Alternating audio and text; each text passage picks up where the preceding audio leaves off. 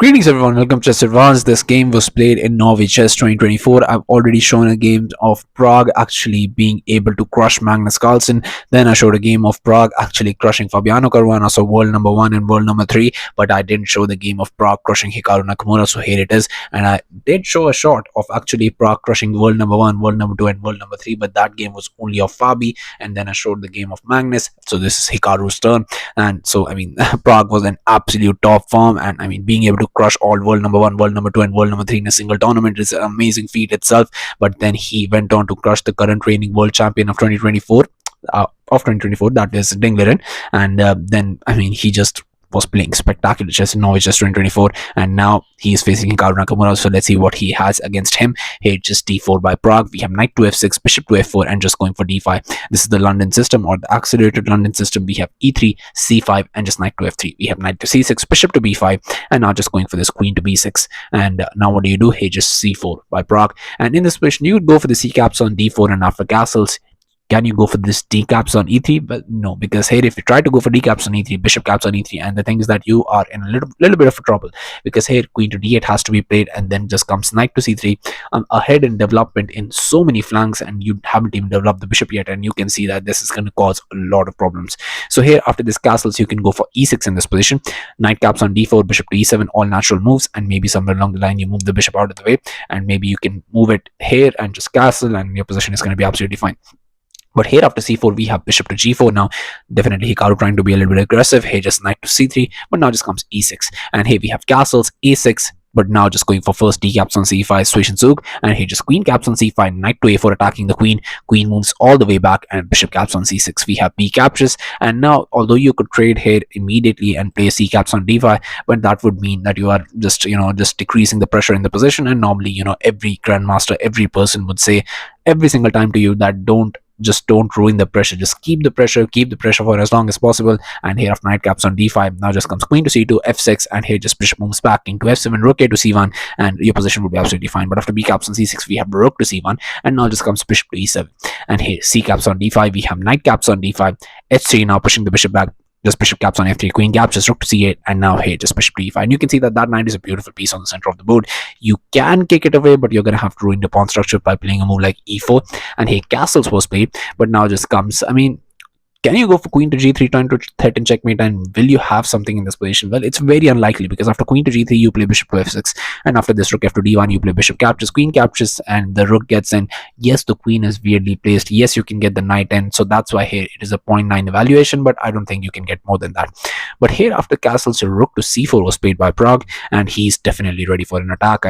This could get very ugly for Hikaru. His c5 was played, and c5 is an absolute fine move in this position. Rook f to c1, but now just comes this knight to b6, attacking both the pieces. And if you trade in this position, then just comes queen captures, b4, and it seems like a decent move, but just a5. Now you play a3, a captures, and rook to c6, and position will be absolutely fine. Somewhere along the line you're going to jump there, and you might be able to create some chances, but it's still a long shot. But here after knight to b6, not trading, but first going for queen to g4, first threatening checkmate, and here g6 was played. I don't think you gain anything by playing a move like f6 in this position, because the problem is queen caps on e6, you give a check, and the trouble is I'm just picking up the knight next. So that's the troublesome part about playing f6, and that's what he's trying to invite here. But obviously Hikaru is a top level player, he's not gonna fall for such tricks. It's just g6 now, but just knight caps on b6, queen captures, b4 immediately, just rook to c6, and now just comes b caps on c5. Here queen to b7 was tried, but queen to b7 is a blunder in this position. And here in this position, Pragg goes for a very, very nice attack. He starts with h4,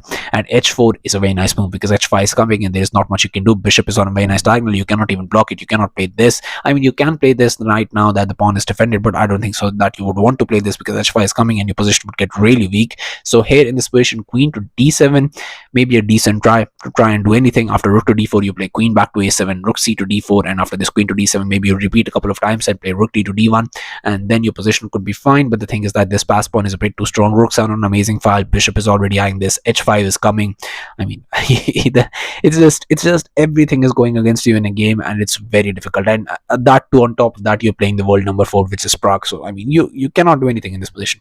So here after h4 we have f6, but f6 is not a good move in this position, and Pragg proves how he plays this bishop to d6, which is the best Indian recommendation. Here just f5 attacking the queen, but just queen to g3.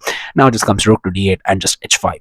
And now in this position, g g5 was try and keep the queen out of the way, but you can see the engine evaluation is basically saying that you're a piece up, and here just e4, and he's finding these top engine moves just with seconds on the clock, and this guy is on absolute fire. He just f caps on e4, we have queen to e5, and now this and this becomes a very decent threat. So here queen to d7 was played, but now just comes h6, and if you go for a move like bishop caps on d6, you also protect the mate. But the thing is that after c caps on d6, rook captures next. This is coming. I mean your position is just completely collapsing here. Queen caps on g5, king moves, and now just rook captures. There's just so many ideas to win in this position. I mean, it's very difficult to try and do anything. If you play queen caps on d6, then just rook comes in, king to e8, and then I'm just coming in with the queen. I mean, this is just, I mean, this is execution basically. Here after h6, we have bishop to f8, but now just comes queen caps on g5, king to f7. But here in this position, a final blow by Pragg. Pragg goes for bishop captures on f8, and here Hikaru Nakamura on just move 31. World number 2 on just move 31 resigned, and Pragg got this spectacular victory, beating not just world number 1, not just world number 2, not just world number 3, but also the world champion, all of the 4 people, and the world champion, all of the 4 people, and so many more, beating him in Alireza Firouzja, I believe. And yeah, I mean, in that too, I mean, beating the world number 2 in just 31 moves is a feat in itself in a single tournament. I mean, that's just absolutely spectacular. And if you're asking why he resigned, well, the thing is that basically if you go for rook captures, then just rook caps on e4. If you go king captures, then again rook caps on e4, and you can see that the rook is jumping in next. Either you're getting checkmated, or either you're gonna have to sacrifice the queen. Either cases, I will still have the pass pawn in the end game, and my position is completely winning. So yeah, thank you all for watching. I'll be coming back with such amazing content and such amazing games of, I mean, Pragg is an absolute legend here now in Norway Chess 2024. I mean, crushing top grandmasters left and right. And I mean, when you're on spectacular form and you're able to create this is an absolute masterpiece.